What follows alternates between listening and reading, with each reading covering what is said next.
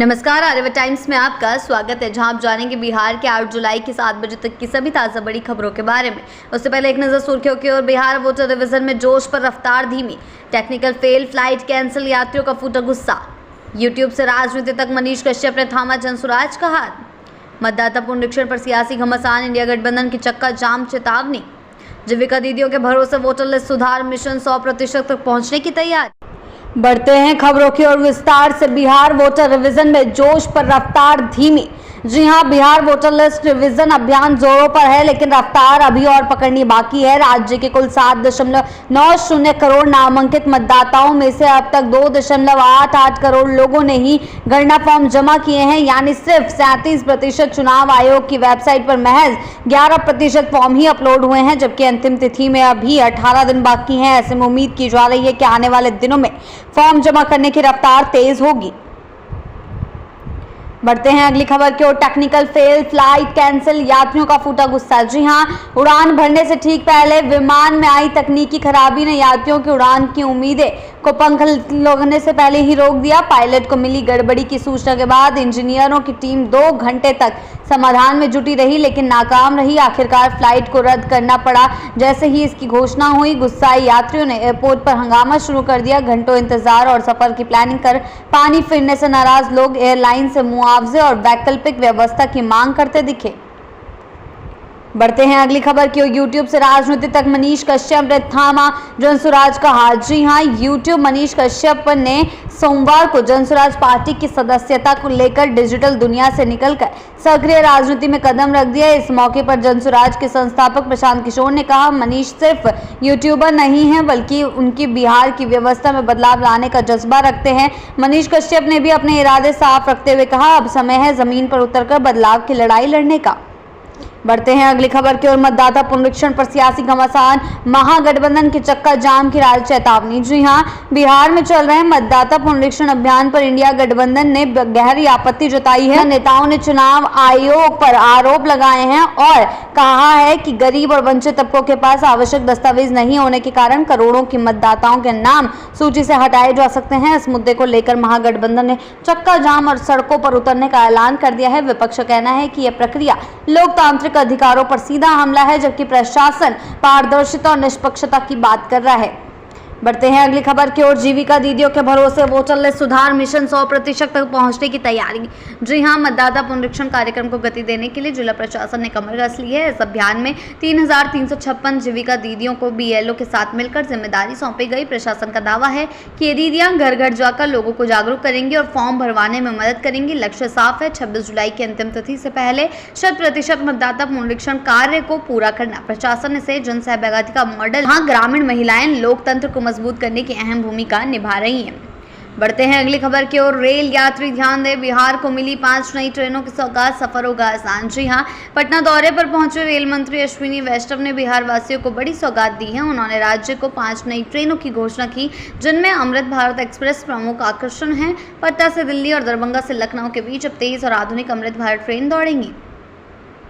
बढ़ते हैं अगली खबर की ओर। मतदाता सूची विवाद पर विपक्ष एकजुट, सुप्रीम कोर्ट की शरण में कांग्रेस। जी हां, बिहार में चुनाव आयोग द्वारा कराए जा रहे विशेष गहन मतदाता सूची पुनरीक्षण को लेकर राजनीतिक घमासान तेज हो गया। कांग्रेस ने सोमवार को साफ कहा कि इस फैसले के खिलाफ संपूर्ण विपक्ष एकजुट है। पार्टी प्रवक्ता पवन खेड़े ने आरोप लगाया कि आयोग की इस प्रक्रिया में गंभीर खामियां हैं, जिससे करोड़ों गरीबों और वंचितों मतदाता मतदान से वंचित हो सकते हैं।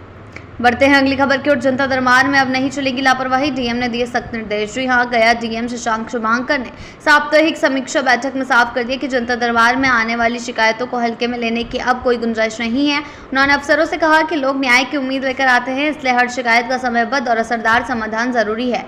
हाईकोर्ट भू अर्जुन और सीएम डैशबोर्ड से जुड़े मामलों पर खास फोकस रखने के निर्देश दिए गए हैं।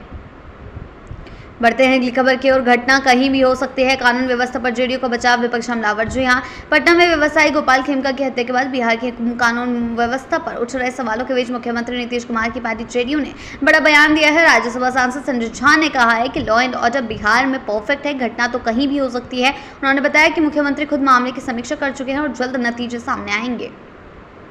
बढ़ते हैं अगली खबर की ओर। तेजस्वी का तीखा वार, डाकिया है अधिकारी, वोटर लिस्ट पुनरीक्षण रोकने की मांग। जी हां, बिहार में चल रहे वोटर लिस्ट पुनरीक्षण अभियान को लेकर सियासत गर्मा गई है। तेजस्वी यादव ने इस पूरी तरह रोकने की मांग करते हुए चुनाव आयोग पर गंभीर सवाल उठाए हैं। उन्होंने आरोप लगाया है कि पटना के अधिकारी तो सिर्फ डाकिया है, असली आदेश दिल्ली से आता है।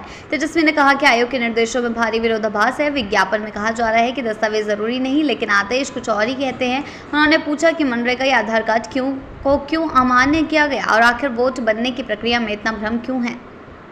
बढ़ते हैं अगली खबर की ओर। अखिलेश का बड़ा दावा, नीतीश को पीएम बनना चाहते थे लेकिन अब बीजेपी उन्हें रिटायर करेगी। जी हां, समाजवादी पार्टी प्रमुख अखिलेश यादव ने बिहार के सीएम नीतीश कुमार को लेकर चौंकाने वाला बयान दिया है। उन्होंने कहा कि हम तो उन्हें प्रधानमंत्री बनाना चाहते थे, लेकिन अब बीजेपी उन्हें मुख्यमंत्री पद से भी रिटायर कर देगी। अखिलेश ने आरोप लगाया कि बीजेपी केवल नीतीश कुमार के नाम और चेहरे को चुनाव इस्तेमाल कर रही है।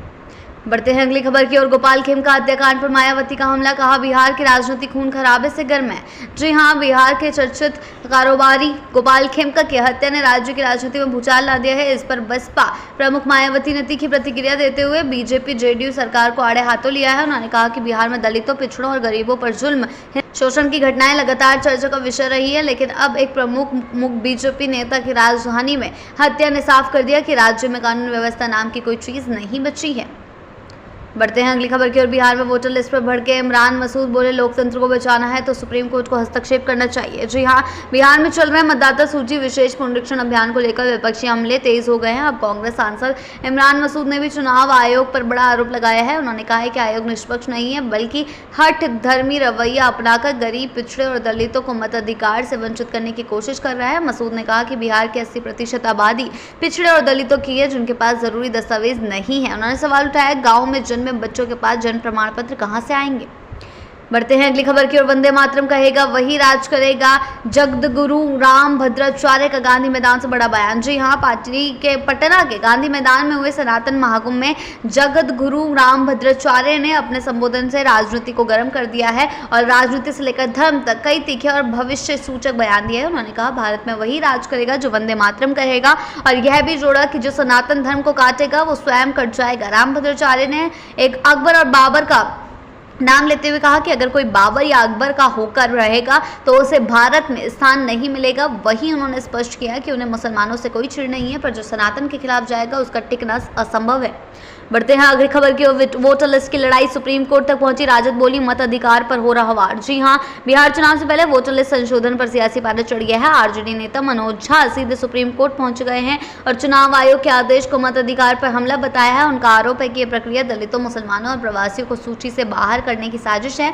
बाढ़, बारिश और बिना दस्तावेजों को कैसे होगा सत्यापन, ये सवाल मतदाता के जहन में है। झा ने कोर्ट से अपील की कि या तो संशोधन रोका जाए या तो सभी वैकल्पिक दस्तावेज मान्य हो। बिहार की ऐसी ताज़ा बड़ी खबरों के लिए जुड़े रहें आर्यावर्त टाइम्स के साथ ही चैनल को सब्सक्राइब करना ना भूलें और हमारी फेसबुक और वेबसाइट के साथ भी जरूर जुड़ें।